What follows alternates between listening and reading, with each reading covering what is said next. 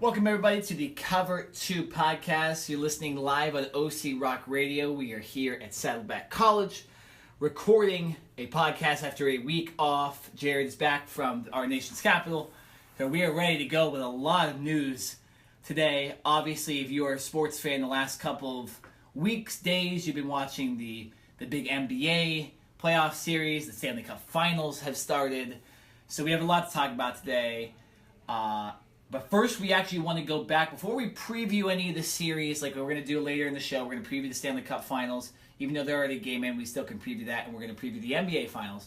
We want to start with talking about the last two series, and specifically the last two Game 7s. But first, how you feeling this morning, Jared? I'm doing great. I'm excited to be home. It was a great trip in D.C., my first time to D.C. So much history, so much to see. Great city, great nightlife, so it was a fantastic time, but I'm happy to be back here talking about sports. I did get to watch the majority of the games, going out to bars and whatnot, but it's nice to be back and debating with you, and of course. I know we're going to have a lot of good debates today. Oh yeah, totally. And I've never been to Washington, well, I had been to Washington, D.C., but I was 1 year old. I was telling you this off camera, so... I technically haven't seen any of that stuff. You have a one-up on me because I can't remember any of that stuff. Because, like I said, I was 1 year old when I went the first time. So, that's pretty cool. I got to visit there eventually because you were telling me some good things about it. Yes, so, yes. Excited. But, speaking of Washington, we will talk about Washington a little bit later because there's a certain team in the Stanley Cup Finals from D.C. The Caps. Yeah, the Capitals. All caps. Exactly, yeah. I've been putting that on Twitter all caps. It's all over the place in downtown D.C. All caps. Is it? Okay, that's all pretty cool. Because I had a friend that was in Vegas, and she said that there was the Vegas vibe. They put the Golden Knights jersey on the Statue of Liberty at the New York. Really? Yeah. See, I always wondered, real quick, before we started any of this stuff, I always wondered how they put like a giant jersey on such a big statue. I always thought, I don't even know how they do it for the Lakers when they have they a lot of times they'll put hockey jerseys on or they'll put whatever on Magic Johnson outside the Staples Center. But that Statue of Liberty outside the thing is huge. Had they put that, watching that happen would have been a trip. I don't know. I mean, you have to though. Yeah, you have to. You got to get this. You got to get the city Vegas, vibe. Obviously, first time there. First time as an expansion team, first time in the Stanley Cup Finals, you have to do that to kind of draw fans and bring fans. And from what I've heard, the arena has been packed. They've had sold out games. Well, from what I've heard in the AHL, it's the loudest arena. That's pretty fans amazing. They're crazy. It's the T-Mobile Arena, right? Yeah, it's T-Mobile. It's where all the fights happen. That's pretty amazing. So, yeah. Oh yeah, no, it's exciting. In that first. We'll talk about this too. The ceremony they put on to start that thing was probably the best opening ceremony I've ever seen. Oh, I didn't get to see that. You gotta watch it. But it was nuts. And they talk crap on my Kings, so I was a little disappointed on that. But they did sweep us. They did sweep us. So I can't complain too much. But let's get to basketball. We'll get to hockey a little bit later. There's some good talk coming about that. Rockets Warriors. This was the series everybody wanted to see the whole season. And it went the full 7 games. The Rockets won games they weren't supposed to win. They also choked away some games they should have won.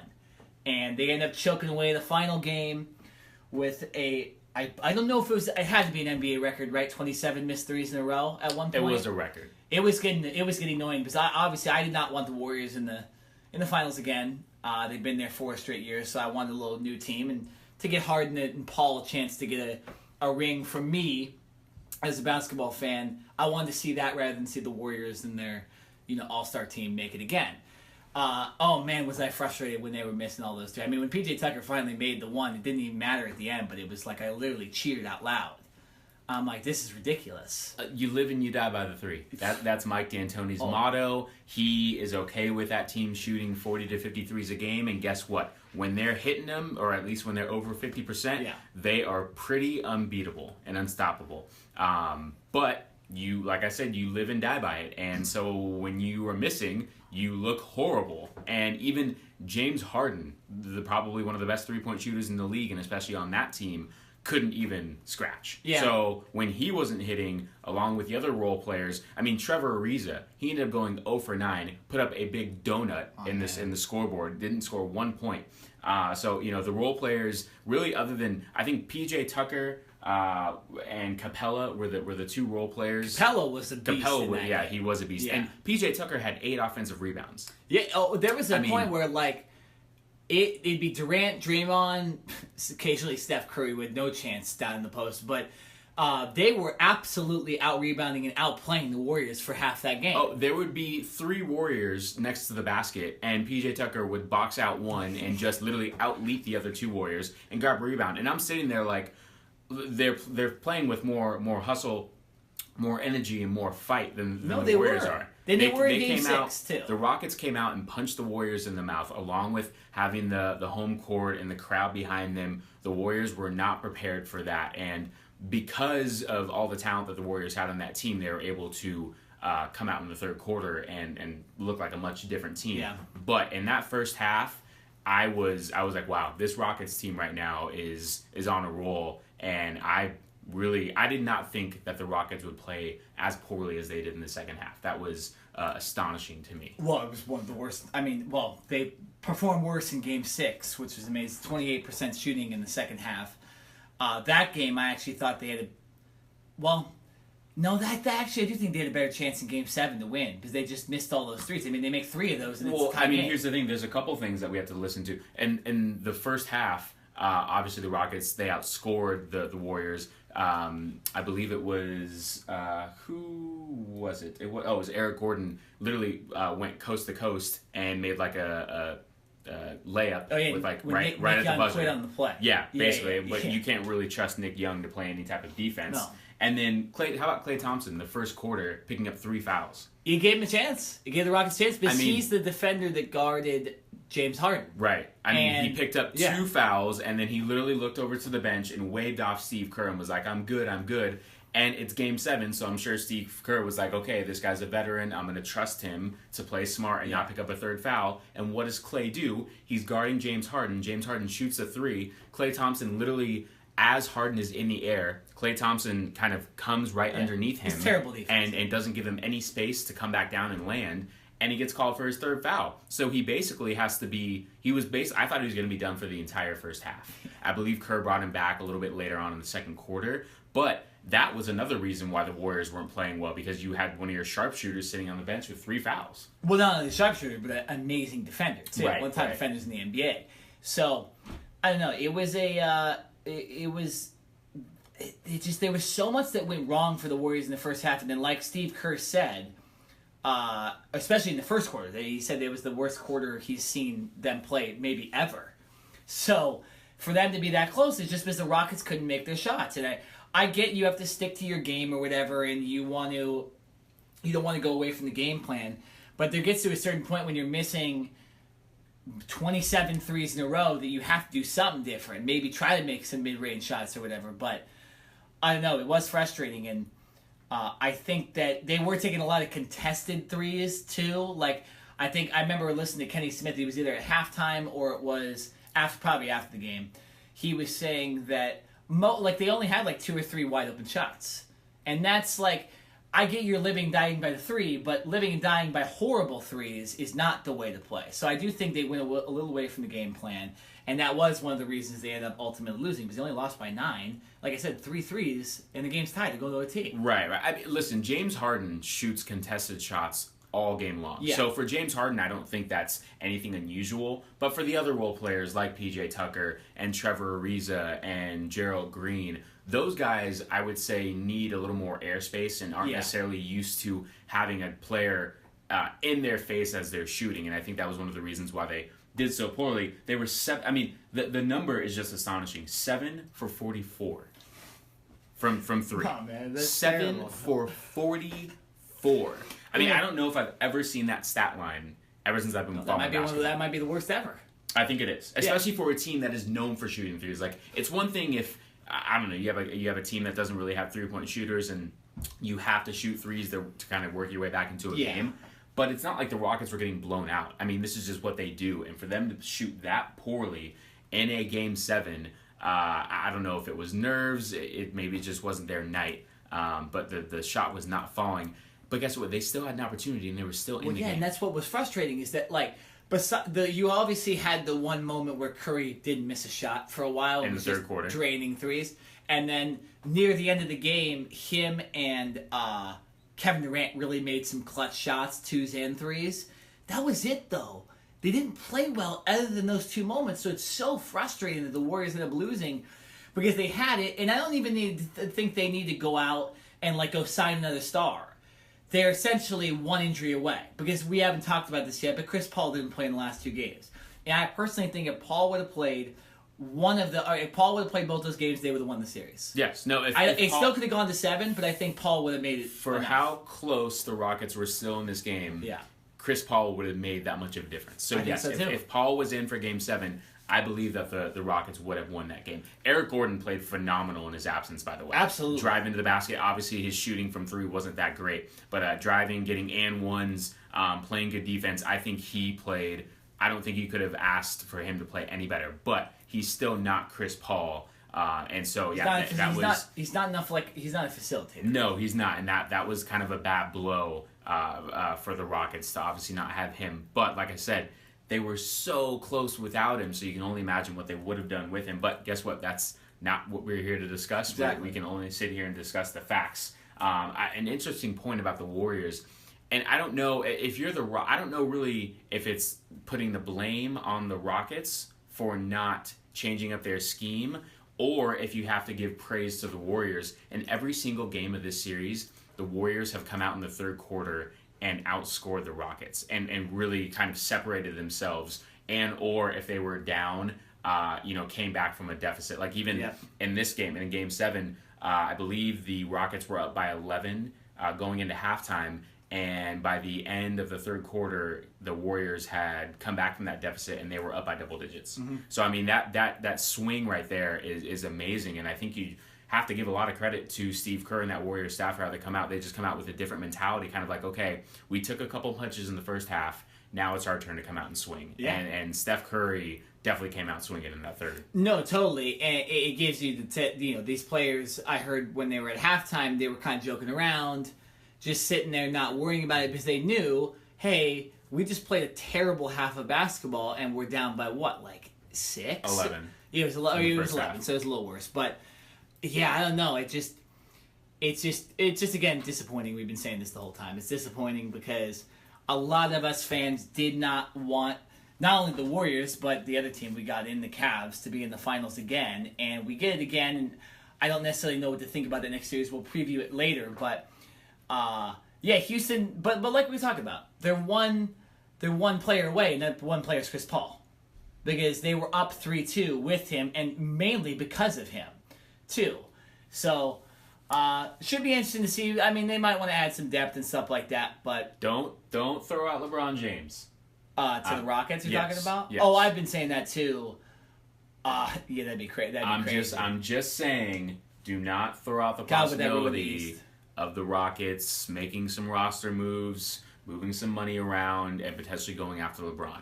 I understand that if Chris Paul was healthy, the game probably would have swung in a different direction, but I don't think you can completely dismiss the idea of at least entertaining the thought of trying to get LeBron. I mean, LeBron is a once-in-a-generation player, so if you have any way of getting him, or at least trying to persuade him with Chris Paul and James Harden, for the Rockets, you have to. The thing is, though, if they got LeBron, they had to change the system a little bit, right? I mean, I don't think LeBron would fit very well in that, like, run and gun 3 system. He brings it back to a little old school when he plays. He would, and I think that's a good thing for the Rockets, just as we saw in this Game 7 when they went 7 for 44. So I think, now listen, I'm not so sure how well LeBron and Mike D'Antoni would fit along, because obviously D'Antoni wants his 7-second offense. LeBron is, obviously not known as a 3-point shooter. He's more known as an all-around player who can shoot the 3, but that's not really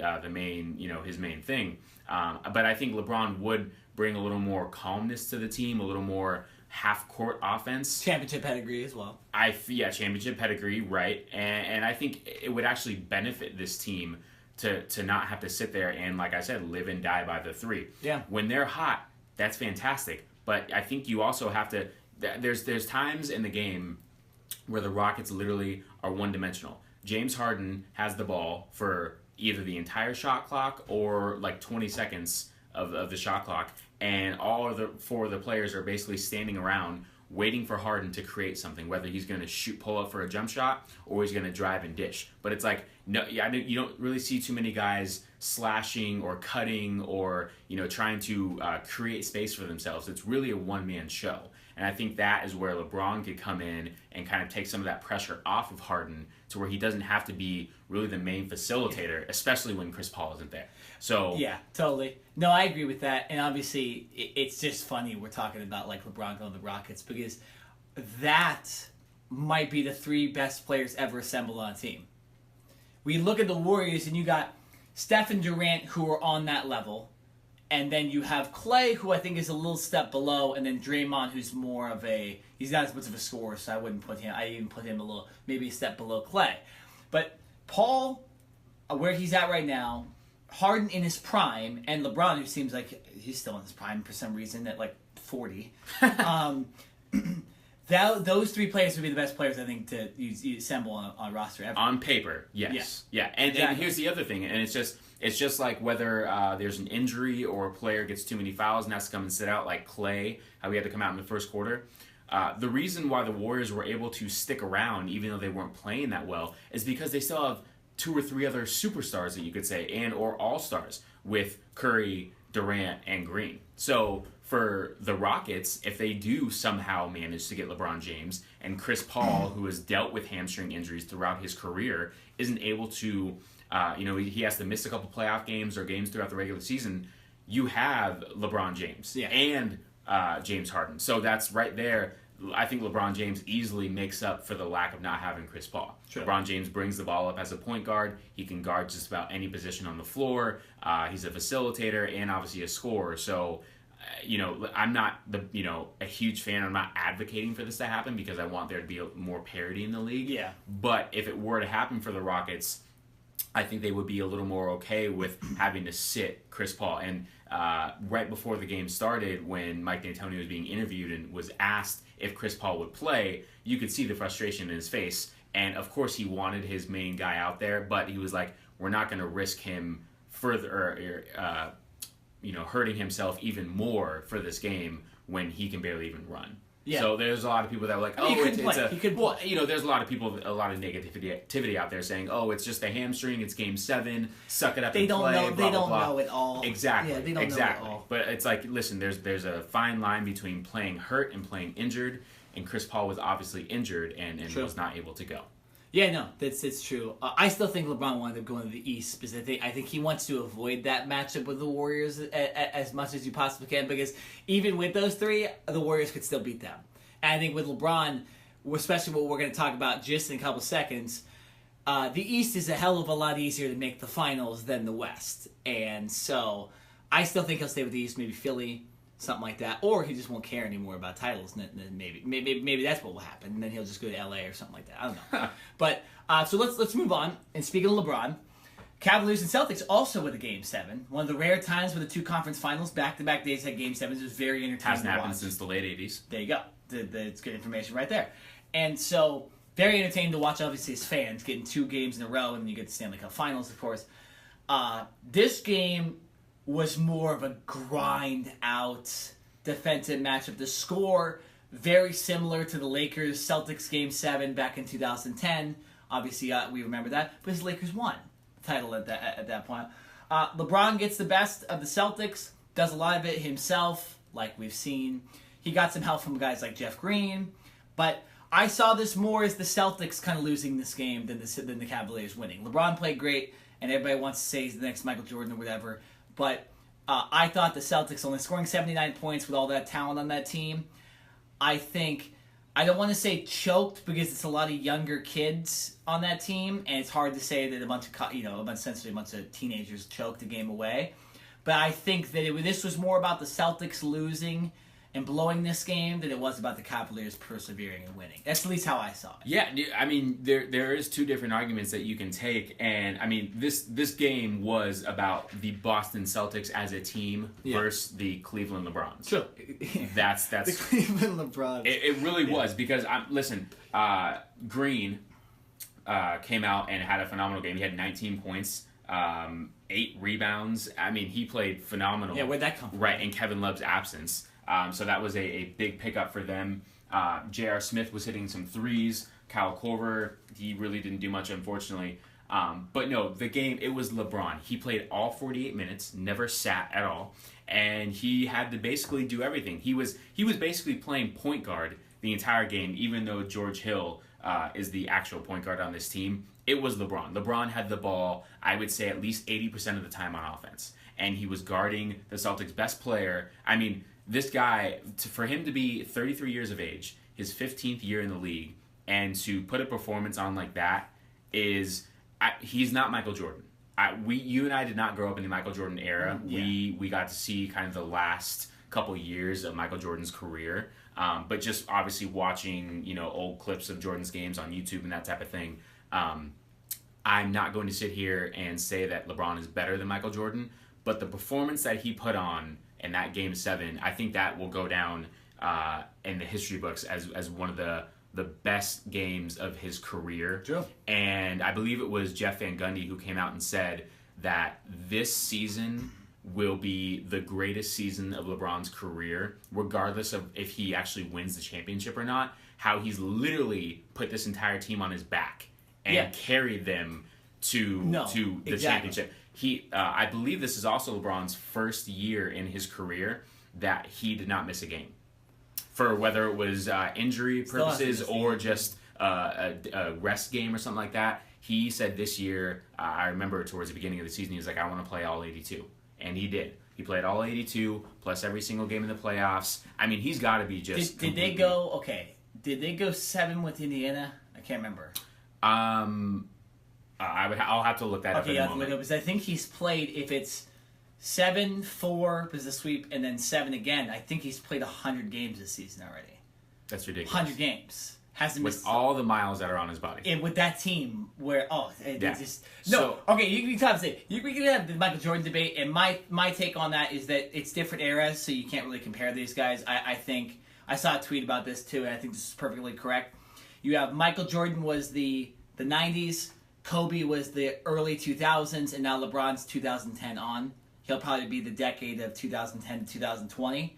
I think that's kind of how you say it. I don't think the comparison doesn't work out, but it's just a different way they play. So LeBron probably would get, he would have been getting punched in the face back in the day when he went out for shots. Now they kind of let, so it's just different. But all that goes aside, this is probably the best season I've ever seen from anybody in basketball. And look at what Westbrook did last year. Right. So it's this, just with that team, this team is not a finals team. It's barely a playoff team. Take LeBron off this roster and they're a lottery team. Yeah. Oh, they're definitely. I mean, and not making the playoffs in the East either. Right. That's what.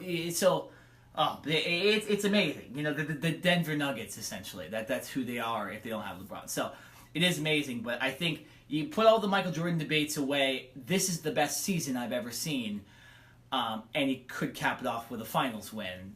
So it's I don't know. But let's get back to the series a little bit because it is, and that's why I'm saying I'm leaning more towards. This was a greater performance by LeBron. Oh, so you disagree? Okay. I'm giving this more to LeBron and the way that he carried his team as opposed to the Celtics losing it. I will never sit here and say that one person lost the game because obviously basketball is a team sport. Yeah. But I have to give a lot of blame to Terry Rozier. He scored 4 points, played 36 minutes, was 2 for 14 from the field, and 0 for 10 from 3. He was a guy who kind of, I'm not going to say he had the same type of experience as Isaiah Thomas a couple years ago, who kind of came on and really made a name for himself. But Rozier at the beginning of the year, did you know who Terry Rozier was? Yeah, I knew he was. I mean, but I remember him in Louisville and all that stuff. I didn't really know much about him, if anything at all. There's no fault at you. He came on in the playoffs and gave this team a huge spark, especially without having Gordon Hayward or Kyrie Irving. And throughout the playoffs, Rozier was one of the main reasons why the Celtics were able to get so far, along with Tatum and some of their other young guys. But I think for Rozier, who was basically the point guard and was supposed to be the facilitator for this game, I mean, he only had 4 assists, so he really did nothing in this game. I'm sorry to say it. I'm not trying to. It's the stats. We're just reading stats. The stats don't lie. So I think Rozier was a big reason why the Celtics did not win. Like you mentioned, they only scored 79 points. They only scored 13 in the third quarter. I mean, that is bad adjustments, especially for Brad Stevens, a guy who is one of the hottest and well-known coaches in the league right now, and especially for his age, being one of the youngest coaches as well. But for to come out in the third quarter and only put up 13 points, I mean, it's not like they gave the Cavaliers only scored 20, so it's not like there was a huge difference. But you have to score more than 13. For the entire second half, they only scored 36. I mean, you can score 36 in one quarter. So it was a lot. I will say, Jason Tatum, a star. I have, as a Laker fan, I think there's a lot of Laker fans out there that are kind of sitting and saying, did we make the right decision? Right. And I'm not trying to get off topic here. I'm just saying Jason Tatum played that well, and especially that poster dunk on LeBron. Did you see that? And then he kind of stared down LeBron. Exactly. And that right there. And after the game, LeBron went up to Tatum, and they had kind of a long hug and a little talk. And I'm pretty sure LeBron was saying, hey, you're going to be the face of this league one day, because if Tatum can continue to play like the way he did, he will be a multiple-time All-Star and a superstar very, very shortly. Tatum was one of the only reasons why the Celtics were even in this game. No, totally. We have to go to break, so we'll actually just continue a little bit of discussion, because I still want to say more, and then we'll get to the Stanley Cup stuff in the next section, where we're going to continue this discussion on the Celtics and Cavs series when we come back on the Cover 2 podcast. Led onto the back, Colin Miller drives.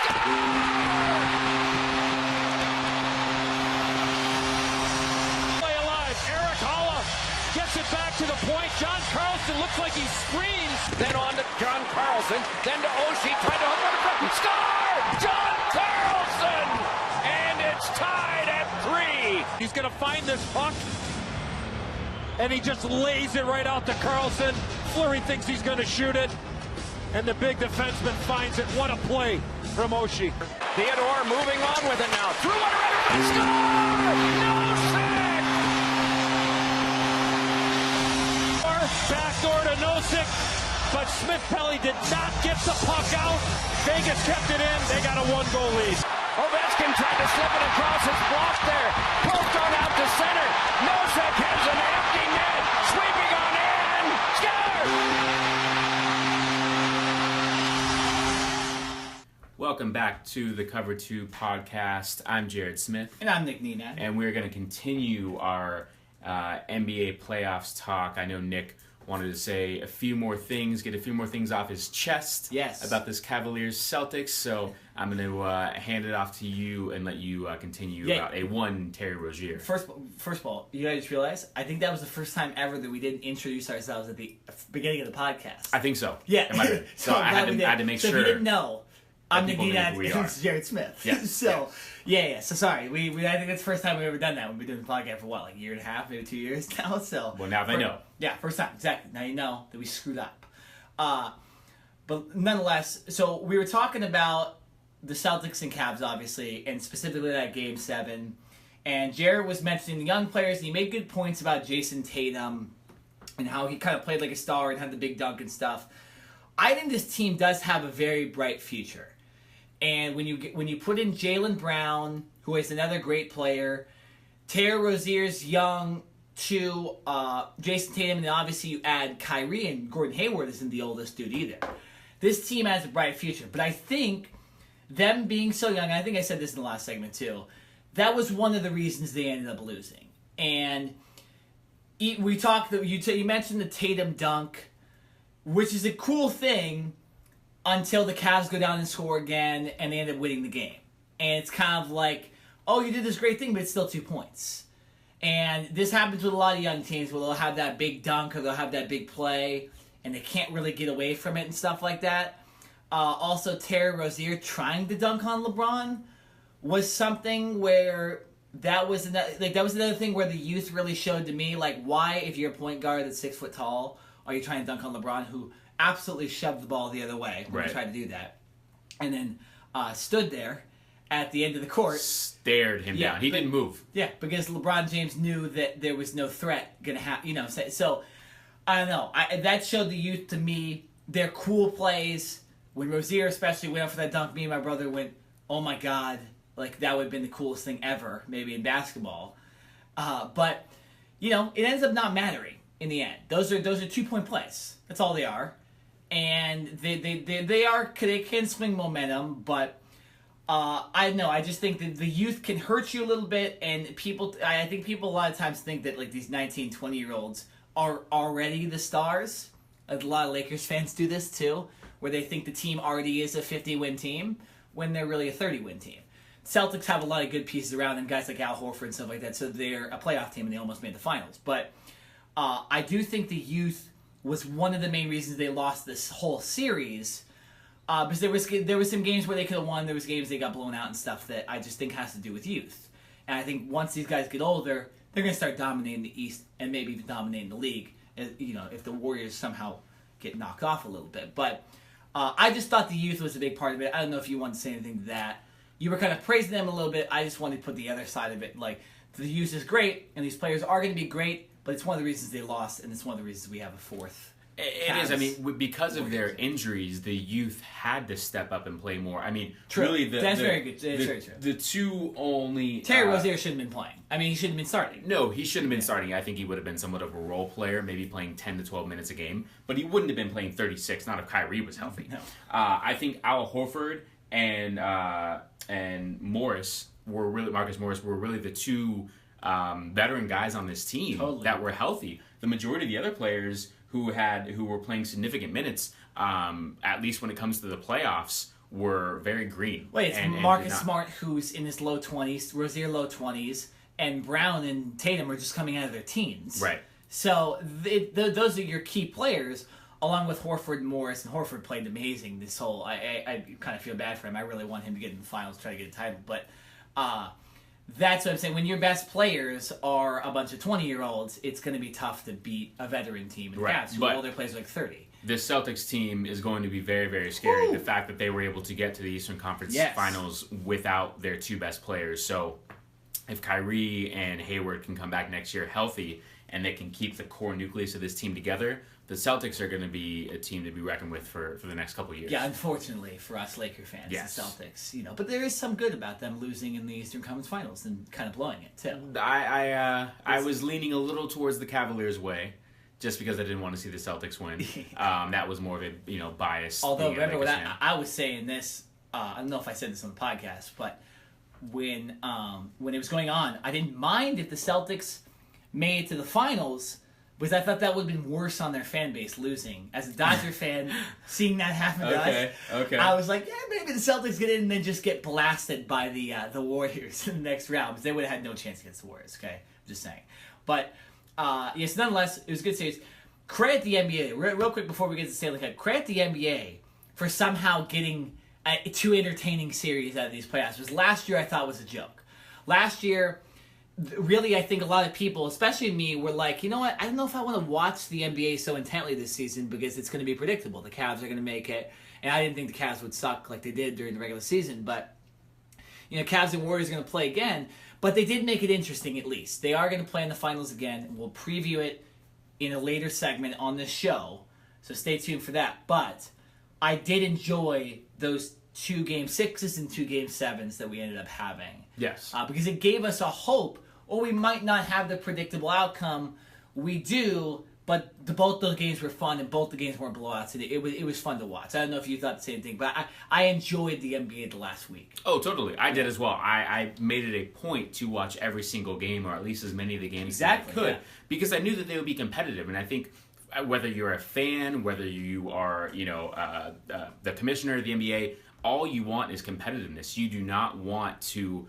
basically see teams, you don't want to have a big gap between great teams and poor teams. You want to have some type of middle ground there. And I think that is what you saw, how players were able to step up when other players were injured. The Celtics on paper, I mean, realistically, you wouldn't think they would have a shot against the Cavaliers, and they played out and put up their best fight, right?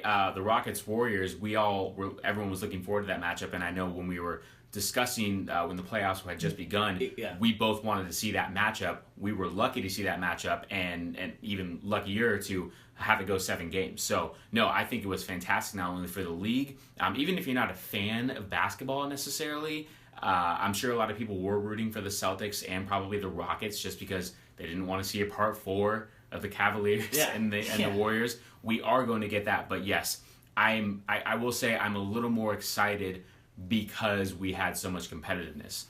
Now, and I know we're going to get into this in our last segment, I'm not so sure that this finals will be as exciting as the Western and Eastern Conference finals were. I think it might be a little lopsided, but we will get into that a little bit later on. But it's okay. So let's move on to a series that is not lopsided, and it's another final. It's a Stanley Cup final. It's Washington Capitals, Vegas Golden Knights.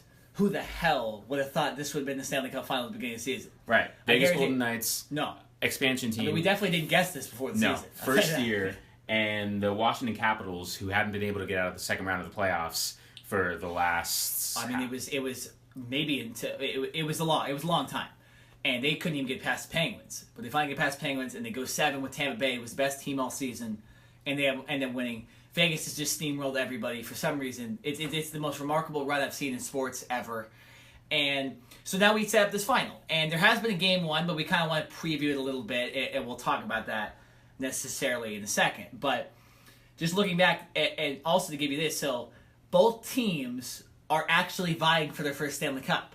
That's amazing. The Capitals have been around since 1974, have only been in one cup, but got swept. So they still have not won a game. The Vegas Golden Knights won game one. So after how many years of this? I'm trying to do this math. Is that 44 years? Maybe even longer? I'm not the greatest at math, but it sounds right. So 44 years, and the Vegas Golden Knights got a Stanley Cup win before the Capitals. Wow. Shows you what the Capitals franchise has been. But, man, amazing that these two teams get in. Ovechkin finally has a chance to get a Stanley Cup ring and raise that Stanley Cup. And this Vegas team, in their first season, somehow has a chance to raise the Stanley Cup. Right. And we were talking about this off break. The atmosphere in Vegas has been unpredictable like their season. It's apparently the loudest building in the NHL. If you watched the pregame ceremony, it was unbelievable. I'll span it out for you guys, but I know, Jared, you didn't. I don't even think you saw it, right? I did not. You did not see it. So they start off with this. Obviously, there's a lot of music, and they have this kind of like play they did for the first 5-7 minutes of the opening, where they had multiple Capital Knights come out and all this stuff, and then they had the Golden Knight come down after. It sounds ridiculous, but this is what happened, right? I see you laughing up there, but it was entertaining. And the Golden Knight obviously ends up beating the Capitals, and they talked about all the other teams they'd beaten, and they showed these cool videos, and they had a lot of the display on the ice. The coolest thing about the opening for me, though, was you think it's over, right? And they're going to do the national anthem or whatever, and it was like, okay, this cool opening. And they do the player introductions, and it's Michael Buffer, who's the guy that does the boxing, and his brother is Bruce Buffer of the UFC, who does that great opening, all this stuff. Bruce Buffer is the guy that created the term "Let's get ready to rumble." When you hear that, that's him.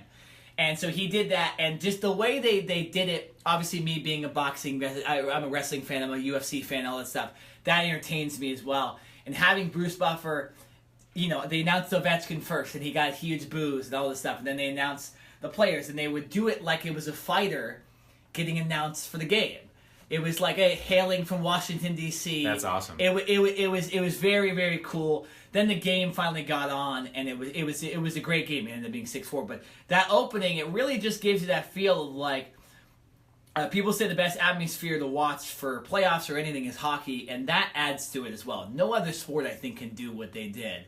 And it just created... I was excited, but I was more excited for Game 7 between the Rockets and Warriors that day. And that opening got me really excited for that game, and I was watching it like, what's going to happen? Because they just, and then Vegas ended up scoring first, so it ended up being cool. But I just thought that was really cool, and it was a good way to start the Stanley Cup Final, which was unpredictable at first. And I think unpredictable is a great word to use for this Vegas Golden Knights team. I mean, for them to come out and do that and get the crowd even more fired up, not that they needed it, because it is the loudest arena in the NHL. I think I'm more surprised by the score. How there were 10 goals scored. 6-4, yeah. In the second period, I know it was tied 3-3. 4 goals in the first. Right. I mean, do you think that was jitters? Is that because these teams aren't familiar with each other? I kind of want to get your take on, because that score 10 goals in a playoff game is very unusual to me. I feel like more games are kind of low scoring, 2, maybe 3 goals max. Well, being a Kings fan too, a lot of their games are low scoring because the defense. It was a weird game, and I didn't get to see a lot of it because, like I said, we were watching Game 7, and that was a bigger game because I get it's Stanley Cup Finals, but a Game 7 where we're trying to change history and not get the Warriors in, that was a little bigger to me. So I didn't watch necessarily like most of the second period, but that first period, I watched the whole first period, and the Vegas Golden Knights score the first goal, slap shot right past the goalie's pad. It was great. The crowd was going nuts. And then the Capitals scored 2 quick goals. And then Vegas scores a goal 2 minutes later. And then they go, and it was back and forth. You didn't know who was going to win the game the whole time until the speed of the Vegas Golden Knights near the end when it was 4-4. An amazing pass and a steal, taking advantage of a steal. They scored the 5th goal, and then they eventually get the empty net. But I don't know what it was. The game was unpredictable, too. Like, I didn't know who was going to win. Capitals came out very, like, in the first period, especially most of it before they scored the 2 goals, they, like, barely could get an offensive pass across. Vegas was just... So, I don't know. I think it was just overall speed that got that many goals, but it was very surprising to me. I did not expect that at all. It was, yeah. I was kind of looking on my phone, and like I said, I wasn't watching the game because I was watching Game 7, and I happened to look, and I saw second period 3-3, and I was like, oh... Man, that must be a heck of a game. And it was on behind me, so every once in a while I would turn around and would kind of, check it out. But my main focus was on Game 7 of the Rockets. Well, okay, how about this? Here's a question. How was a bar in Washington, D.C. watching that game, too? Was there obviously a lot of Capitals fans? The bars were nuts. Yeah, okay, so that's pretty cool. Yeah. Right, so you could kind of know when they scored, too? Right. When stuff happened? Okay, see, Jared got the real experience. He got to be in a bar in Washington, D.C. watching this game, which is totally different. Bars were crazy. Yeah, so... Yeah. That probably had an element too, but yeah, it was a crazy game. But like I was saying earlier, I don't know if that game really says anything about the rest of the series. It's like I still don't know, and that's why we can kind of still predict this series. After Game 1, Vegas wins. And another stat that came out of this, when they score first, I believe they're undefeated in the playoffs too. Wow. And their record at home, and especially during the season when they scored first, was like ridiculous. It was like barely any losses or something. So when they get the momentum, it's hard to take it away from them. The Capitals did that a little bit, but in the end, Vegas ended up getting the bigger goals. And I think the Capitals need to come out and score first in the next couple of games, or you don't want this series to become 2-0 or 2-1 or 3-1 real quickly, because I think Vegas is good, and Vegas is good enough to win this finals and win the Stanley Cup. I think the Capitals are too, but I think the Capitals need to score first for sure. Vegas is obviously good enough to get into the finals and win because they're obviously there. But the thing is, I think they're riding on momentum, and I really think momentum is a big thing. And not to say that the Capitals don't have it, but just having that home ice advantage and then coming out and scoring first, along with the team that they've been able to put together, I think all the momentum right now is with the Golden Knights. There's people that are wanting them to win, even if you're not from Vegas. I think it's just fun to see an expansion team because I don't believe this has been done in any of the major 4 sports at all, to where the first year of an expansion team they've made it to their championship or Super Bowl. Not in I think the last ones were in the 50s. It's not in the modern era where we have. It's just not even close. I mean, we've seen the Diamondbacks. I remember won the World Series 4 years after they were expansion team. So that's the closest one I can think of. But other than that, I know the Ducks actually got close to winning a Stanley Cup in one of their first couple of years too. So It was it's unheard of, and I think it has to do with this too. I remember they showed a quote during the game that said, when they talked to one of the players, they said the way the expansion draft went, you could protect 8 or 9 players or whatever it was. So all the players were like, we weren't good enough for our teams. So they all have a chip on their shoulder because most of them got there via getting drafted, not via trade. There are some that got traded and stuff like that, but teams didn't want any of these guys, and they weren't willing to protect them for 8 or 9 other guys. So it's disrespectful in a way. So that's, I think, why what has helped this team become so successful is some of these players aren't bad players, and they have a chip on their shoulder. And when we've seen guys with chips on their shoulder in the past, it can get you to a championship, like a LeBron or whatever it is. And so I think that plays a huge factor into it. I think that quote was really big because I think it makes sense, right? If you were playing for a football team and you got cut in the NFL and you joined another team and they gave you a spot, you'd be like, well, that other team cut me. and they didn't give me enough respect. So you'd have a chip on your shoulder, and we've seen that in the past. So I think that's a big thing about Vegas getting into. It is. No, that's a great point. And like you mentioned, it doesn't even have to do with hockey. That's just kind of human nature. And it doesn't matter if you get fired from your job and then you have to go find a new job. You're going to have, you think that if you obviously think highly of yourself and you think that you can do the job. So for a lot of these players who weren't drafted and who were cut and or traded, I think there's someone that is, a lot of them that are saying, listen, we can get this done. Yeah. Even if we don't have the experience of actually playing in a Stanley Cup final. Listen, we're going to show these other teams that they made a mistake by not keeping us. And obviously, I think some of those teams right now are kind of kicking themselves and saying, hey, maybe we should have kept these guys because look how well they're playing together. And I think another thing that is very interesting and unexpected was how well they're playing as a team and as a unit. And I know I've said this before on the show, but I feel like I need to bring it up again, the fact that the camaraderie that they've been able to build in one season. And I'm going to say at least 90 to 95% of these players have never played together. So for them to come together in one season when you have to relocate not only yourselves, but your families as well. Yep. You know what I mean? You're in a new city, a new environment. And then on top of all that, to have to put all that aside and focus on playing a sport, right? And then get yourselves to the Stanley Cup final in the first year. I think that just shows from the ownership to the coaching staff to the players how well everyone has kind of bought in, put their egos aside and said, hey, listen, why can't it be us? And so far they have proven that, when you put others before yourself and it's not just about you, then I think great things can happen, and that's what's going on with this team. Yeah, absolute credit to Gerard Gallant, who will be the coach of the year in the NHL. There's no way you don't give him the thing. And another cool thing, and you talked about players moving from home. One guy that didn't necessarily have to move is kind of took in the de facto captain role for Vegas. They don't have any captains. I think they have a bunch of assistant captains because obviously it's hard to pick a captain when you got a bunch of random players. It's Derek England, who is kind of a fifth or sixth defenseman on the Penguins, who obviously the last couple of years have been Stanley Cup champions. But so he kind of came, another one of those guys that just let go. Nobody really wanted him. There wasn't much when they got him. But he's from Vegas. I think he took it personally. Hey, let me defend my town. So he's kind of become the de facto captain. It speaks to the camaraderie that they don't actually have a captain. But I would say he's the captain because I think he delivers hits. He's become an offensive juggernaut as a defenseman, which is ridiculous because that's not anywhere where he was.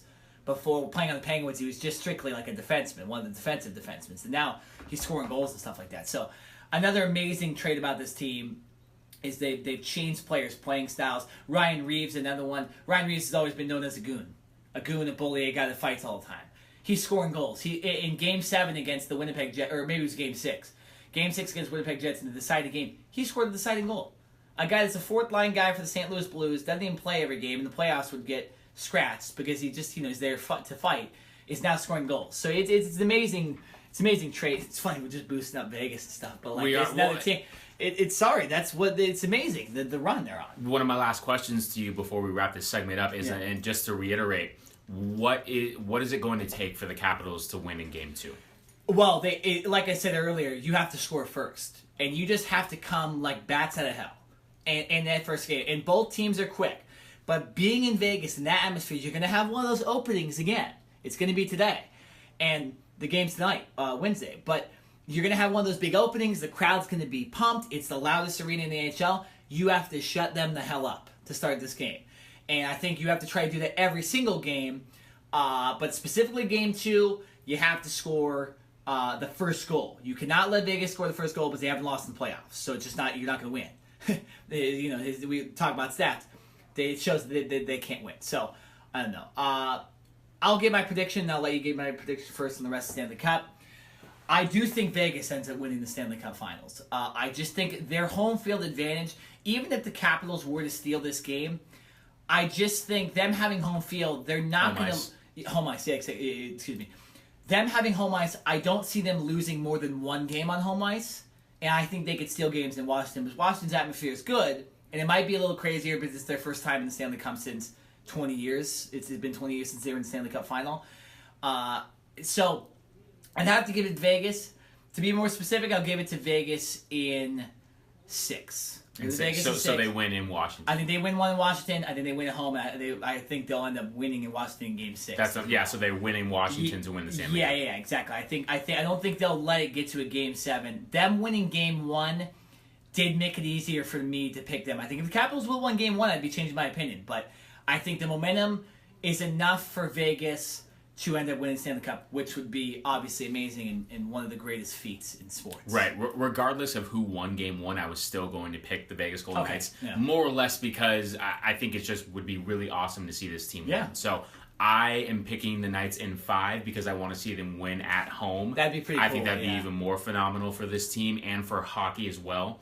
I think even if you're not a fan of hockey, I am a fan. I just don't watch it as regularly as you do. Yeah. So for those people who don't watch it regularly, I think this is a big boost for the NHL and for the Knights to win. And if they were able to win on home ice, I think that would just be fantastic for them. So I'm going Vegas Golden Knights in 5. Yeah, we both think Vegas is going to win. I want the Capitals to win because I want to see Ovechkin get a title. It would obviously be cool if Vegas. I don't have a real stake in the game. But I think, real quick, who did we say? I think you had the Penguins in the Stanley Cup final back. I'm trying to remember which teams we had. I believe I might have had Tampa Bay. But we definitely weren't right about the Cap. None of us had the Capitals or obviously Vegas either. But not at all. Just shows you how far we were off. We had none of the teams even close. So, nonetheless, should be a great series. Game 2 tonight, Wednesday. If you're listening live, if you're listening some other day, you've probably already seen the outcome. But nonetheless, I have Vegas in 6. Jared has Vegas in 5. All right, we'll be right back with Do You Care coming up next on the Cover 2 podcast. The National Football League has a new policy designed to stop players from kneeling during the national anthem. If a player kneels on the field, the team will be fined. However, there is one concession here. Players will now be allowed to stay in the locker room if they choose. While Elias Diaz is flat on his back on the grass, and meanwhile, 2 more runs score. The umpires are going to confer. They could call a double play here and put the runners back. They don't think that was a very sportsmanlike slide. All right, here comes the ruling. And that is the biggest farce I've seen in some time ago. I don't understand that. Oh, that was Tom Wilson that was coming all the way back. He saw Jonathan Marchessault. He did not have to puck, and Tom Wilson just absolutely drilled him. There's Wilson. The puck is in the offensive zone. Clearly a penalty. Clearly interference. Back here on the Cover 2 podcast. And Jared, do you know what time it is? What time is it, Nick? We took a week off from this. It is time for Do You Care?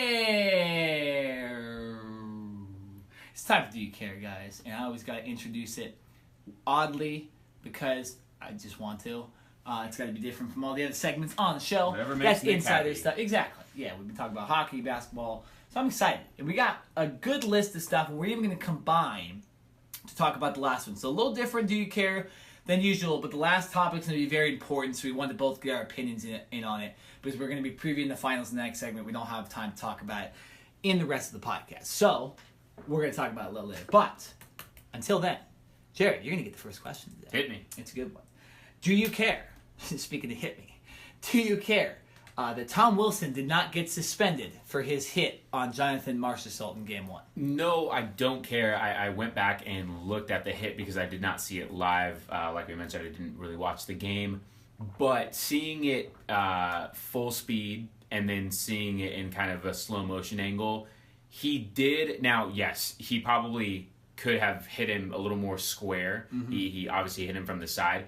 But I feel that Wilson attempted to at least skate and try to get as close to the front of I forget his name. What's the guy's name? Jonathan Marchessault. Yes. Yeah. I feel like he was able to get in front as best as possible. So he wasn't. It was a blindside hit because the other guy wasn't able to see it coming. But it's not like he hit him from his back or from literally from behind. It was from the side angle, and I feel like he didn't was skating. jump up to hit him in the head either. No. So I'm glad that they did not suspend him and didn't fine him because, listen, I think that's just part of hockey. That's why they wear the shoulder pads. And like I said, I feel like he was trying to get to the front of his face, or at least close to his side. He could have easily came from the back of him and checked him in the back, and that would have easily been a penalty. And then, yes, I think there's more cause and more reason for a fine and or suspension. But looking at it live and in slow motion, I feel like he was attempting to get in front and not purposely injure him. So I think it was that was a hockey hit. And I don't think people should be mad that he's not suspended. I think the NHL made the right call. Nick, do you care, to go into football, that Brandon Marshall signs a 1-year deal with your rival Seahawks? No, because I think Brandon Marshall's best times are behind him. And we were talking about this before the podcast, how Brandon Marshall fills the need for Seattle as far as them needing an end zone threat. They lost Jimmy Graham during the offseason to the Packers. So they needed a guy to catch balls in the end zone, a taller dude. Doug Baldwin is not that. They got rid of Paul Richardson as well. I think the only other guy they've signed this offseason is Jaron Brown, a former Cardinal, but he's never really proved himself and is not the tallest dude in the world. So Brandon Marshall, was he, here, real quick question, Jared, was he retired when he came out of this, or was he just No, he was just the Giants had released him, and he was just a free agent. He was injured last year. Yeah, he was. So no, he was not retired. I'm not sure if he was thinking about retiring. Yeah. But he was injured the majority of last year, and then this offseason, the Giants just flat out released him. Totally. Okay, that makes sense. But so he's kind of been off and on the field recently. That's another thing. He's very injury prone. So, no, I don't care, but I don't think he'll make that big of a difference for the Seahawks. They're just trying to get a body. But it is interesting that they actually did go out there and get a dude, because I didn't think they were going to get anybody, and it's a little disappointing. You know, as a Cardinals fan, you want the teams that are your rivals to suck and not to be good. And that's not what the Seahawks are a little bit better with Brandon Marshall, but not enough for me to be scared, or anybody else in the NFL to be scared. So, nonetheless. Jared, next question. Do you care that 76ers president Brian Colangelo apparently has a couple burner Twitter accounts? I don't care. This is an interesting story, and I don't think all of the information has come out yet. And so right now, this is just speculation. There are rumors and speculation that Brian Colangelo, like Nick just mentioned, created burner accounts. Bless you, by the way. Created burner accounts to, in a sense, criticize the 76ers players. If it is true, he's a child and he's an idiot. You're the president of the Philadelphia 76ers, and you need to create a burner fake Twitter account in order to criticize your players, instead of acting like a man, walking up to the players and saying, hey, this is how I feel, or, voicing your opinion in a different way. You are so scared that you have to go and hide behind a computer to voice your opinions. Now, at least if you're going to do it, though, Adam. In the tweet. Right, and like I said, this is all still speculation. So right now, I'm going to give him the benefit of the doubt that he hopefully didn't do this, because this is embarrassing and he looks like a complete fool and idiot. But if this does come out that it is true, then I think there's going to be some serious complications with this. I don't know if he's going to lose his job, but it's like, dude, why do you need to do this? Why can't you just go up and talk to the players like a man? I think it's kind of ridiculous and absurd. So I'm sure there will be more coming out of the story in the next few days, if not today, Wednesday morning. But we will see. But no, I do not care, because I would hope that he's not stupid enough to do something like that. Nick, do you care that Anthony Rizzo's slide was considered actually not an illegal hit? Yes, I do care about this, because this is interesting in baseball now, where we've gotten to where any sort of controversial slide or any illegal or any sort of contact in baseball now with a defender, with a runner, and stuff like that has become such a big topic of debate. If you didn't see the play, you can look it up and you probably see a minute clip about it. There's a ball hit the shortstop, and Anthony Rizzo, the Cubs first baseman all-star, is running from third base. The throw to short. The throw comes from shortstop. The catcher, I believe, is Edwin Diaz or something like that. I don't know, from the Pirates. He catches the ball, and his right foot kind of slides off the home plate, and he goes to throw the ball to first. And Rizzo slides into the back of his leg and takes him out, and the ball goes down the first base line, crazy over the first baseman's head, and the Cubs get a couple more runs from it. So immediately you're thinking that was a dirty slide by Anthony Rizzo. Not necessarily, because in today's game, all you have to do is attempt to slide toward the base. Well, he was enough sliding toward the base, and Diaz's foot was somewhat in the base path, that it wasn't technically illegal by MLB standards. So I'm okay with it. But let me preface this. I don't think it's necessarily okay, or people shouldn't say that it wasn't a dirty play, because a player that goes out of his way to make contact with a guy's leg or his head or spike a guy, it is somewhat of a dirty play. You know you're circumventing the rules. And I think anytime someone is circumventing the rules to take advantage of someone, especially if they're making physical contact, it's a dirty play. I'm sorry. Tom Wilson's play, it wasn't dirty because it was hit and there's a lot of contact in hockey. If he would have raised up and hit the guy in the head and there was no penalty, we'd be calling it a dirty play, right? But Rizzo, I think now with the rules in baseball, since there's not a lot of contact, if you're going to make contact with a guy's leg, especially a catcher where we've seen Buster Posey tear his ACL, it is somewhat of a dirty play, but it's legal. So it's okay. It's okay.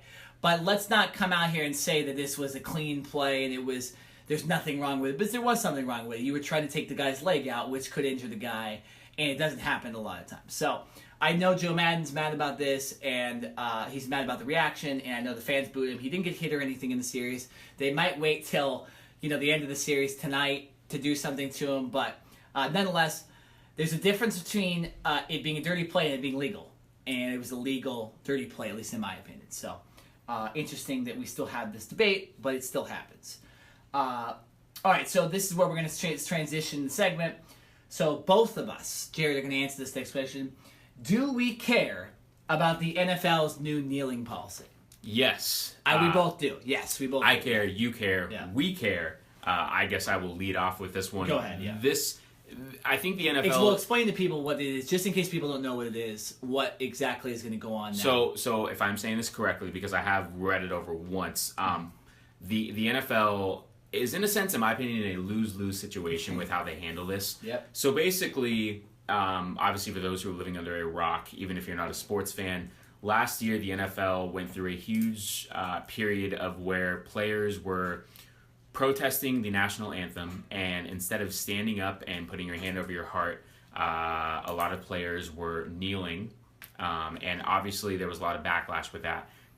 Fans started to stop watching football games, NFL ratings went down, and the NFL is obviously a money business, and for them, at the end of the day, it's all about their bottom line.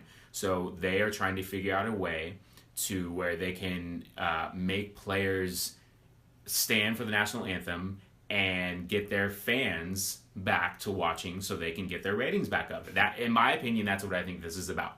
Because if they were really about the players and really wanted to help them with their issues and understand why these players were kneeling, I think that there could be a different outcome to this. So for this season and potentially beyond, players have the option to come out for the national anthem. They can choose to stay in the locker room or stay in the tunnel and then kneel and or, in a sense, do whatever they would like when the national anthem is being played. But if they step foot onto the field, they are being obligated to stand and basically in the NFL's eyes not be, what's the right word I'm looking for? Well, I'm necessarily not disrespect the flag or whatever. Thank you. Not disrespectful flag. I think this is, like I said, the NFL is in a lose-lose situation right now. 100%. Because you are basically telling a player that he is not allowed to go out on the field and listen to the national anthem. They have to stay in the locker room hidden. So you're saying that you're giving away basically a player's rights to come out and protest on the national stage. They have to do it behind closed doors in a sense. What happened, when Tim Tebow was playing, and Tim Tebow was kneeling during the national anthem, and it was just, that was his way of showing his appreciation, or that was what he did.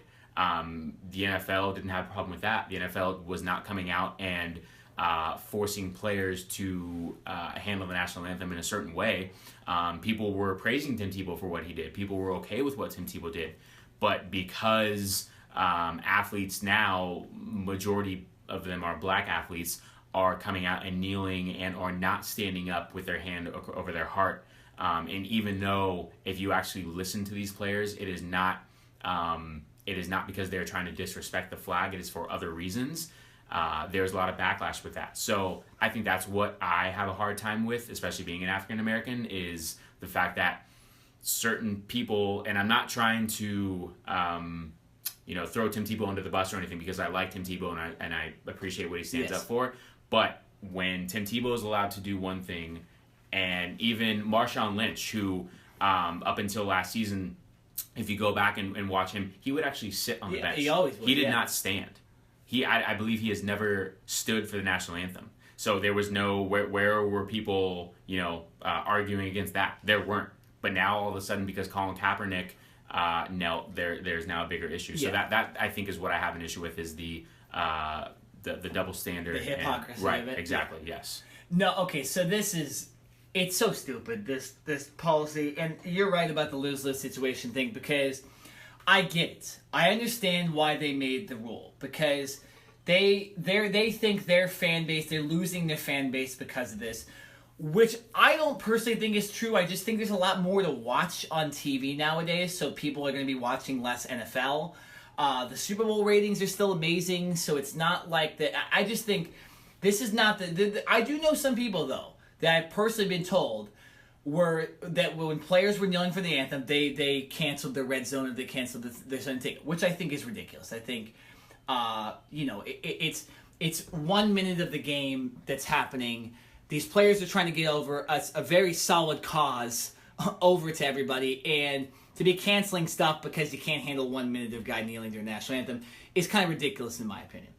So the NFL demanding that people do it, I don't know. These owners just don't understand, and I think it's because most of them have lived lives of a lavish lifestyle where they haven't seen these things that these players, primarily African American, are seeing in their daily lives, and these injustices, because they've lived in these rich mansions for most of their lives and stuff like that. So they just don't understand it, and Roger Goodell just continues to make bad decisions on behalf of what he thinks is making the right decisions.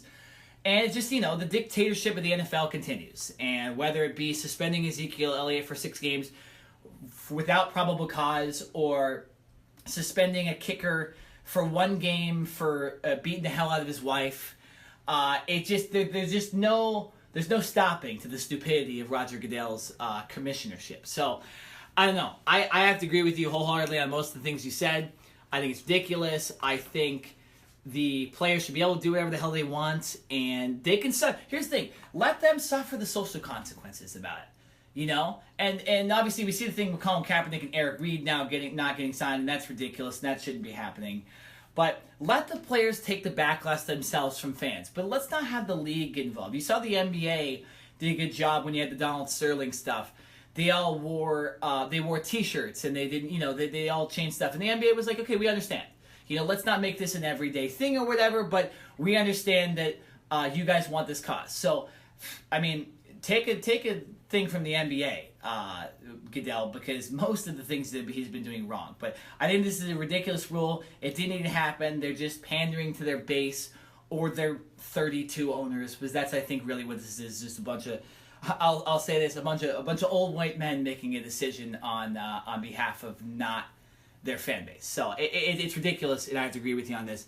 The rule should never happen, and they should just left it alone and let the players, let the players suffer a social thing from it. But these players like Kaepernick and Reed should not be getting blackballed from the NFL because of a certain stance that they're taking. So I think it's ridiculous, and I'll just leave it at that. Do you want to say anything else about the no, just my quick last thought is that you're right. I don't think the NFL, as the owners or the commissioner, really care to actually sit and listen to these players. No, they don't. Like I said, they care about their bottom line. So they will do whatever it takes to get fans back to watching football and back to the ratings that they are used to.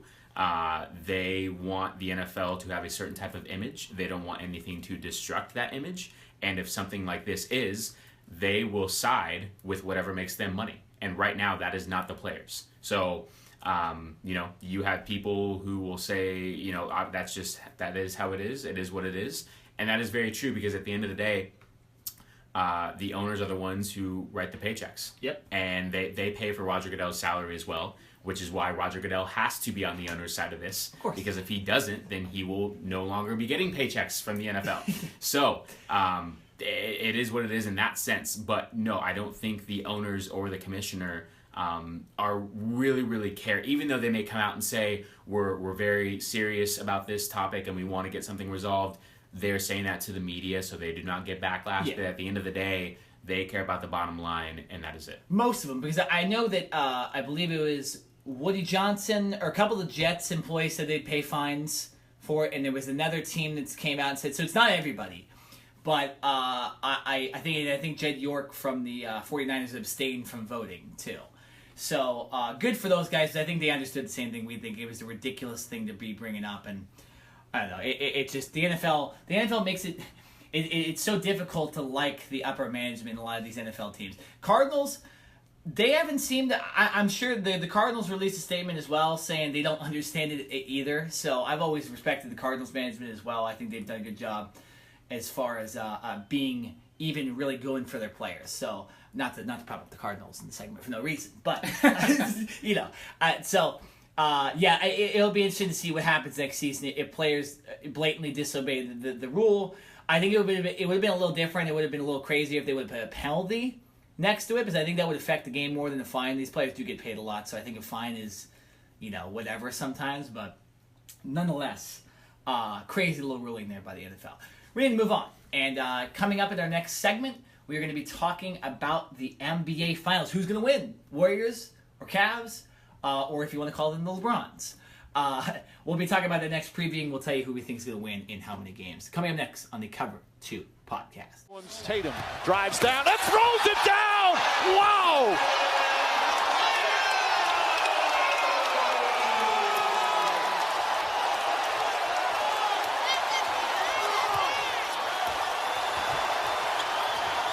Brown to Smart. Smart to Tatum. Sets, fires, three-pointer. Bang! And the Cavaliers and LeBron James will do it again. A foul called with 40.5 seconds remaining. What a turnaround here in Game 7. Fourth time. Cleveland again. You know what's at the other side. You know the man that's on the other side. I know you just won this, but that matchup, what do you think, and what will be the keys in that one? I don't even know. I know. I haven't really wrapped my mind around it because the way this series gone, it's been such a hard fight to even have a chance to say we're in the finals. So we'll have a quick 48-hour turnaround. We obviously know what LeBron's capable of. It's a new team over there, so the other guys, we got to lock in on their tendencies, but we'll worry about that when we get home. It's going to be fun.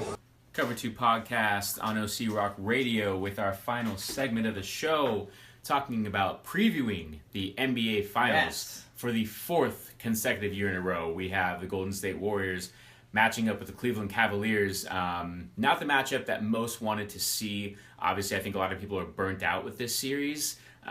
Listen, I mean, last year, all the first 3 years have been amazing, right? The Warriors win the first year. Cleveland, LeBron finally gets Cleveland the championship in the second year of this series. Last year, the Warriors come back. Kevin Durant gets his first championship, right?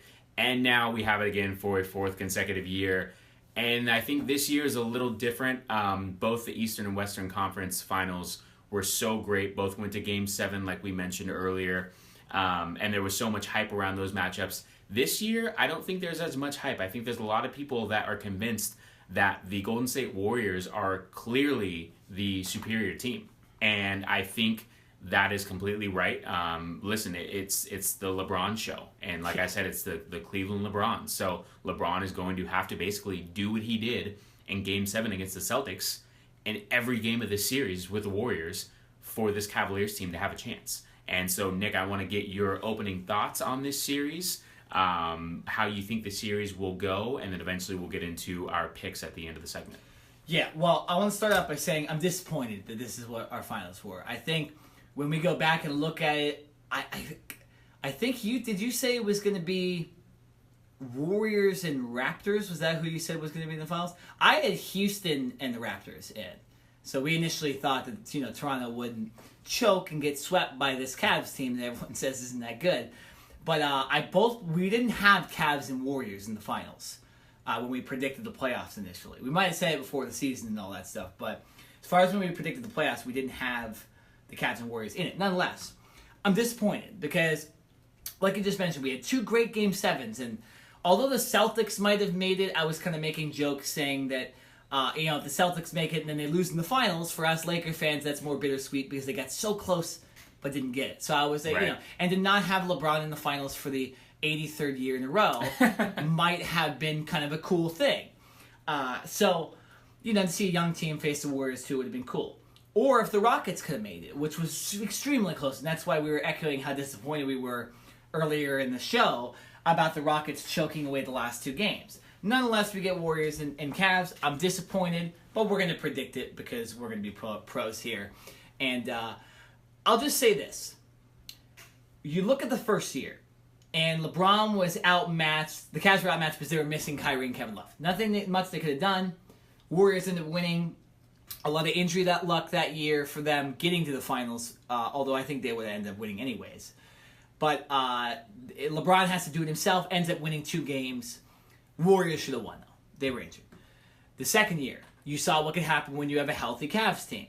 Kyrie makes a big shot. They win the finals, upset in the finals. Last year, kind of predictable that the Warriors would win, but like you mentioned, Kevin Durant's first title. We got that out of the way. New juggernaut in the NBA. This year, though, I think a lot of people are saying, oh, the Warriors are just going to whoop the Cavs' ass, right? Like, they're just going to go in there and rip them apart. But there's been something weird about these playoffs so far with LeBron James. Initially, against Indiana, we're like, he's going to lose to Indiana, right? He's going to lose to Indiana. He's not going to get past the 7th game or whatever it was. He's not going to do it. Then Toronto, they sweep Toronto. All right, they're better. Then they barely get past the Celtics, and LeBron literally has to will his team to the finals. But he did it. He didn't fail. There's something that's in my head that doesn't just want to say the Warriors are going to win this series. I think there's a legitimate chance if the other players step up enough, the Cavaliers could win the series. This is not a guarantee that the Warriors are going to win the series because I think there's just been something weird about this season, about LeBron James just having the will to win. And so I'm not putting it against the Cavaliers to win this finals. Not necessarily going to say I'm going to predict it, but I'll predict at the very end who I think is going to win. But I'm starting off, and I want to see if Jared agrees with me somewhat. It just has seemed that LeBron has gone against all the odds. They made the playoffs, first of all. They got through the gauntlet of having to face Toronto and the Celtics and stuff like that. And they got through Indiana, who really put a thing to them. So I'm not saying I'm not saying right now the Cavs are going to win the series, but I'm saying there's a better chance than I think a lot of people think because LeBron has willed his team this far. I completely disagree with you. Oh, wow. I hear what you're saying. Yes. Here's the difference between the Warriors and the Celtics of this year. The Warriors have experience. The Warriors have won 2 out of the last 3 NBA championships. The Celtics have not won a championship since 2007, 2008. The Celtics are very young and have a lot of young rookies. The Warriors have a lot of veterans and a lot of guys with experience who are still in their prime. Yeah. So, yes, obviously we saw how LeBron was able to basically will his way past the Celtics as a one-man show. I don't believe he will be able to do that against his Warriors team because the Warriors have too much talent, too many guys who are veterans. There are multiple players who will be able to try to guard LeBron. And I think the role players for the Cavs, J.R. Smith, Kyle Korver, all the Jordan Clarksons, all those guys, they're going to have to step up. Kevin Love is going to, hopefully, he's going to have to come back from this concussion. Absolutely, yeah. LeBron is going to need Kevin Love as his basically second go-to guy a guy that he can count on as one of the other veterans on this team other than J.R. Smith and Kyle Korver to really help offensively and scoring, because Kevin Love isn't really known as a defensive guy, and that's one of his weaknesses. But offensively, LeBron needs more help than just himself. And I don't think you can sit here and completely just rely on J.R. Smith or Kyle Korver, who are great three-point shooters, but they're still streaky. I think you need a more solid, well-rounded player like a Kevin Love who can not only shoot the three, but he can post guys up. He can play with his back behind the basket. So for the Cavs to have any chance in this series, I think it's really about Kevin Love. Yes. No, and here's another thing that they need to happen. They need to have Iguodala miss some games as well for the Warriors, because we saw when Iguodala didn't play against the Rockets, those were the games the Rockets played the best. They had the best chance in. Because Iguodala is a great defender. He's a veteran. He's one of the I would call him the captain of that team. And I think when he's been missing, the Warriors have been a little bit discombobulated. There's a reason in 2015 he was the Finals MVP, and it wasn't Steph, and it wasn't Clay, and it wasn't Draymond. It was Andre Iguodala who was coming off the bench as the sixth man. So I think if Iguodala's not there, that's where the Cavaliers can steal some games as well. And also, but Kevin Love, absolutely, you're right, has to be back. That is such a giant addition to that lineup when he's there for LeBron. Because, like we saw, a guy like Jeff Green, who a couple years ago was having heart surgery, was a guy that had to come off and really help LeBron. Or a J.R. Smith, who's extremely streaky, or Kyle Korver, who's streaky, or Tristan Thompson, who's essentially just a rebounder. Those are the guys. You don't want to rely on those guys. You want to rely on a guy that's been a proven all-star, a guy that can make threes, but a guy that can also post up, like you mentioned. So, yes, two things the Cavs do need, Iguodala and Kevin Love. And I think most of this segment we can kind of talk about ways also the Cavs can try to win, because I think we all do really think the Warriors should win this series. But I want to say this too. I'll let you say, I'll let you get a take in here in a second. The Warriors, to me, one of the reasons I give the Cavs a little more of a chance is the last couple games from the Warriors, they've looked discombobulated. They haven't looked like the Golden State Warriors the last 3 years. The passing's been off. They've been turning the ball over. Some of their shot selections have been poor. They let the Rockets stay in games when they really could have, played their way. It just seemed like they got away from it. I don't know what it is, but the Warriors just don't seem like the Warriors this year. It almost seems like they're escaping some series, and they're getting by their just raw talent. Steph scoring 20 points in 2 minutes, or Kevin Durant just using his size. I don't think talent can just win you a finals, which is why I think they have to play as a team like they're used to, and I just haven't seen that the last couple of games. We talk about momentum.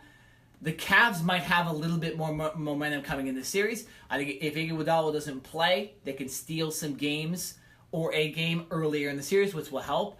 But I just think the Warriors need to go back to what they did the last 3 years, because they have looked discombobulated, and it gives the Cavs a little bit more of a chance. What do you think about their play the last couple of games? I agree with you as far as they haven't looked the same on defense. I think offensively they are what they are.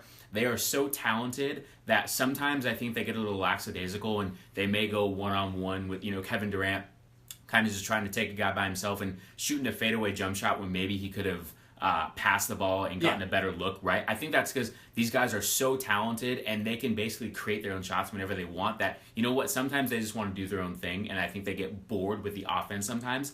I think where you kind of hit the nail on the head was defensively, and specifically in the series against the Rockets. I mean, you saw times where there was so many defensive collapses where the Warriors would double team a guy and completely leave another Rockets defender wide open for an easy layup, or there was miscommunication on, okay, hey, I'm going to go double, so someone else needs to come and help on the defender, right? So I think defensively is where Steve Kerr and that coaching staff really needs to hone in on this team, because offensively, the Warriors are going to score. They're going to be at 100 or above 100 every single game. Yep. You can almost book that. But for them, I think they need to take a little more pride defensively. And I know Draymond Green is the one player who you don't have to worry about defensively. But for the other guys, they play such good team defense. But in that series, I don't think you saw that. You saw a lot of lapses, and you saw a lot of miscommunication. I think that's what it is. It's not that guys weren't playing hard on defense, or they weren't playing good individual defense. I think it was the communication or lack thereof that they were missing, and I think that's something that they need to work on to get ready for this series. I remember early in that Game 7, there was a couple plays where the Rockets scored some easy baskets. You could see Draymond screaming at Kevin Durant about stuff, and Durant was in the first quarter. Yeah, exactly. It was like first 2 minutes, and Durant was kind of just taking it and understood that he wasn't playing good. Obviously, I mentioned Nick Young giving up on a play, Eric Gordon at the end of the half. That obviously can't happen. I mean, you shouldn't be relying on Nick Young for anything, to be honest. But nonetheless, Klay Thompson can't get in foul trouble like he did. Nobody really can get in foul trouble, but especially your top defenders like Draymond and Klay. But here's another thing, too. We actually talked about this with the Rockets. The Cavs can rebound the ball. LeBron can rebound. Tristan Thompson is an excellent rebounder. Kevin Love can rebound. If the Warriors let what happened against the Rockets, especially in those last 2 games where they're just getting out-rebounded, they're just outmanned. Skinny Kevin Durant can't box anybody out. Steph Curry, I don't even know why he's in the post trying to rebound. And Draymond's just not tall enough. That can't happen either, because I do believe the Rockets with their layups and threes, a lot of times they were passing out for threes or ridiculous shots. The Cavs will make the easier shots.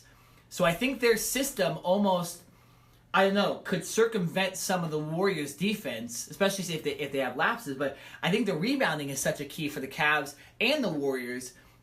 In the Warriors' respect, they just need to improve it, right? Especially offensive rebounds. They cannot allow those. And the Cavs, you just need to work for every single possession. You need to try to get the ball as much as you can. Just work harder than the Warriors on the boards and take some notes from the Cavs. Also, I think this switching defense, this overly switching defense of the Rockets worked at some points for the Warriors and really messed them up on offense. So I think you have to use that tactic as well. Or you're not. I mean, if you don't play defense, there's no way you're going to win the series. Okay? And the Cavs just have to check their egos at the door and go, we're going to fight for every inch possible because we are the underdogs. This team is a juggernaut. This team might be one of the best teams of all time, and we are not. And we have, we had to overhaul our whole roster just to get to this point. We got Jordan Clarkson and Larry Nance coming out the bench, guys that run the Lakers, a team that hasn't been good. Right. J.R. Smith's been super inconsistent. So they don't have Kyrie anymore. They don't even have a real other point guard. George Hill hasn't done much either. So I just think they need to battle their asses off in this series and just work harder than the Warriors. That's the way you're going to win. And rebounding and a good defensive strategy, I think, is going to do that as well. Yeah, no, it is. Definitely. I do agree with you on that point. It's going to be a good series. Listen, at the end of the day, on paper, I don't see how Cleveland, and like I mentioned, they're going to need Kevin Love to come back healthy from that concussion. Hopefully he is. Yeah. And even not even talking about basketball, hopefully he can come back from this because he does have a history of concussions. And when he's done playing basketball, hopefully this doesn't affect him in his future. So just from his standpoint, I hope that he can get healthy from this and then get himself ready to get back on the court. But I think the Warriors, they just have too much firepower. And listen, the one thing that I think both of these teams will be able to use, and especially the Cavaliers, is the kind of the experience of playing each other. For like we mentioned, this is the 4th time that these teams are meeting in the finals. So there was a lot of experience both ways, and both these teams are familiar with each other. So I think that will help Cleveland and help some of their role players. Some of the guys like J.R. Smith and Kyle Korver and Tristan Thompson, those guys that don't necessarily fill up the stat sheet like LeBron. I think that will help with their confidence and getting them into a flow. But just on paper and the way that the Warriors normally play, if they get Andre Iguodala back, I think this team, I think the Warriors are going to win in 5. And I know we haven't gotten to our predictions yet, but I don't see how Cleveland can, game by game, continue to offensively score as many points as the Warriors will. Well, that's why my keys for them are the defense and rebounding and stuff like it's just, you got to be able to win the battles that aren't shooting threes because you're not going to out-3 the Warriors. Case in point, the Houston Rockets. They couldn't out-3 anybody in that last game, but nonetheless, you're not gonna want to try to rely, like I said just a little bit earlier in this segment, on J.R. Smith making an open 3 because a lot of times he misses it. You don't want to rely on Kevin Love having to miss it, but you want him rebounding. It's just it's going to be tough. But I think the defense and the rebounding, and just the overall intangibles, I think could get the Cavs the win. But why don't you just give your full prediction right now and just tell us who's going to win? Right, you just kind of said it. This isn't a surprise. I'm picking the Warriors in 5. The Warriors have home court on paper, and in reality, they are the better team. And like I mentioned, if they get Andre Iguodala back and they play to the level that we should expect the Warriors to play, unfortunately for the Cavs, I don't think they have enough talent. LeBron James will have to play at least 40 minutes every game. So, good luck trying to get some rest for him. 48 minutes. No, he will not have much rest. Yeah. There's no way that Tyronn Lue, in that cryo chamber, man. Especially if Kevin Love does not play. Yeah. There's no way that LeBron can be off the court for more than 8 minutes in a game. But I just think the Warriors have too much firepower. It's going to be too much for the Cavaliers to overcome.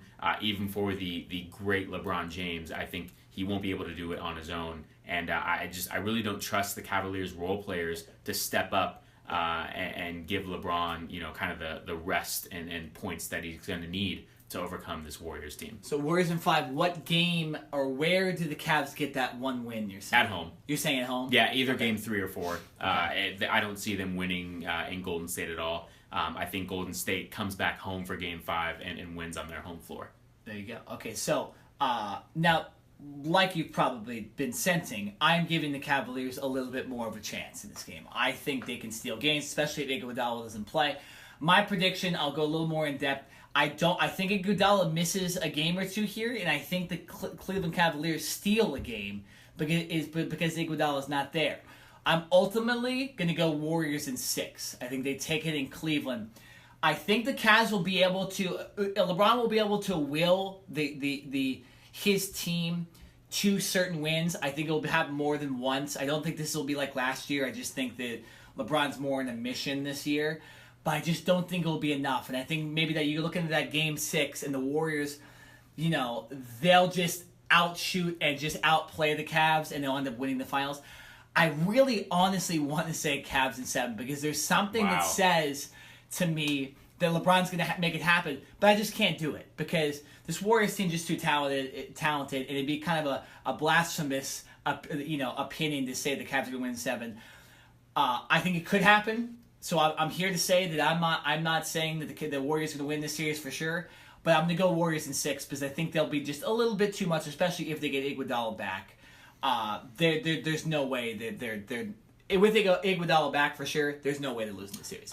This just came out 13 minutes ago. Iguodala out for game 1. Out for game 1. Okay, so there you go. So Cleveland could potentially, because the Warriors have been on that low a little bit in the first half, especially, and I just think this is where Cleveland needs to try to steal a game or 2. It's going to be in Golden State. Obviously, that's a crazy place to play, but if Houston can do it, I think the Cavs can do it. I will say this. I think Iguodala, other than Draymond Green, is the Warriors' best defensive player. So this hurts the Warriors in a sense that when it comes to guarding LeBron James, I think if Iguodala was healthy, it was going to be a combination of Iguodala and Draymond Green switching off and taking turns on LeBron. Now that you don't have Iguodala, I think it's going to be kind of a combination. You're probably going to see Draymond on LeBron. I'm sure Klay Thompson will get his opportunity. You could see Bell, the rookie, coming off the bench, who played really solid minutes for them in Game 7, potentially guarding LeBron. So defensively, I think this hurts the Warriors, but offensively, I think they have enough firepower to kind of overcome that. Totally. So I got Warriors in 6. Jared's got Warriors in 5. What was your prediction for the Stanley Cup Finals again? I think I had the Golden Knights in 5 as well. I think I had winning at home. Again, I like the home team. 6, so I had very similar. Yeah. We had similar opinions about both series, but nonetheless, here's something else to look at. If you're a Laker fan, you got Nick Young versus Larry Nance Jr. and Jordan Clarkson. One of them's going to get a title. One of them's getting the ring, and if it's Nick Young, it's going to be nuts. But he probably will get one because you never thought. Think about it. I saw something funny about it the other day. Was that, remember back in the day, the kind of comical Washington Wizards with JaVale McGee and Nick Young? Now they might win a ring with each other. So it's kind of ridiculous that that's going to happen, but that's a little thing. And obviously it'd be very cool if Jordan Clarkson and Larry Nance Jr.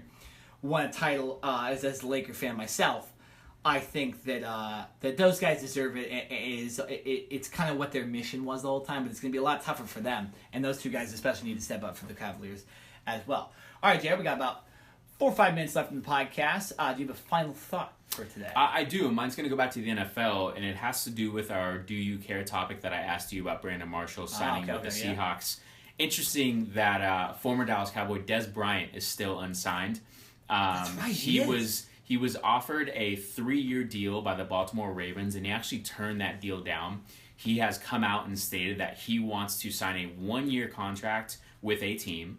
And there are a lot of rumors that team is the San Francisco 49ers, who he wants to play with. Whoa. So I don't know if that's been confirmed, but it is confirmed that he wants a 1-year prove-it deal, and then next offseason kind of cash in on a long-term deal then. So we will see if a team does end up signing Dez. I think what's going to happen is he potentially might have to wait until training camp when unfortunately, if there's an injury by a wide receiver, and then a team will bring Dez in on a 1-year deal. I think right now, just Dez's persona, even though, in my opinion, following the Cowboys for since I was little, and over the last couple of years, Dez has kind of turned his his image around. I think he's become a little more focused. Not a little more. I think he's become a lot more focused, especially from his Oklahoma State days in college, where he was a loose cannon, he was reckless, and a lot of people were surprised that the Cowboys even took their a chance on him with their first-round pick. So,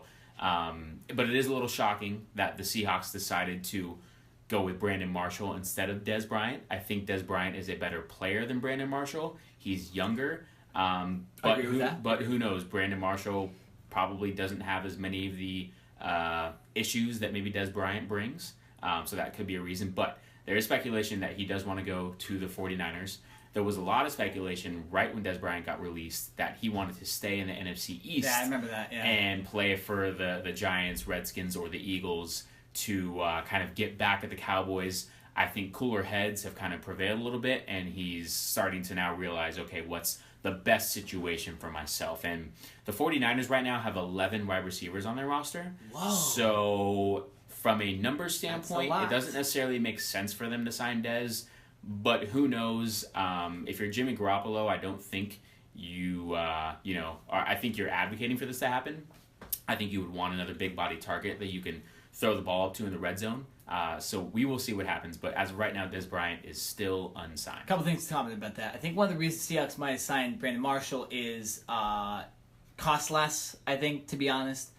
And number two, I have to agree with you. 49ers would be a good spot. And I think they have cap space, too, to sign him. So, although I don't want that as a Cardinals fan, I think it'd be good. I also think Dez Bryant needs to embrace possibly that Larry Fitzgerald role in the slot as well. Become more of a blocker, stuff like that, because I think his speed has diminished the last couple of years. But nonetheless, my final thought on the day is I'm going to be on the Dodgers. I do this one quite a bit. Clayton Kershaw is returning to the rotation tomorrow night, Thursday, against the Philadelphia Phillies. It'll be his first start, I believe, since early May. But the Dodgers, interestingly, it just gives me an excuse to talk about the Dodgers here. After all that's happened, and I believe they're 4 games below 500, they're in third place in the NL West and only 4 games out. Wow. So the NL West has not been playing very well. Diamondbacks are now, I believe, in 4th place, maybe? I know the Padres are in last. But nonetheless, Diamondbacks have skidded a while. Rockies are playing well. They're in first place. Giants have been skidding lately, too, so they're below the Dodgers. So actually, Arizona's in second. But, man, Dodgers still have a chance. And if I'm predicting right now, I would have to say that they're the favorites in that division just because they got so close. And they're playing better, and getting Kershaw back definitely does help them. But so cool news there. They get him back, and the Dodgers, for Dodger fans, they're not too far out. All right, there you go. You hear the music right there. That means it is the end of the podcast. Good podcast today, Jared. Obviously, we had the week off, so we had a lot to talk about. We'll surely next week be talking about the NBA Finals, what's been going on, and, of course, Stanley Cup Finals, and maybe some more baseball news as well, possibly NFL. But so for Nick Nenad, I'm Jared Smith. And this has been the Cover 2 Podcast on OC Rock.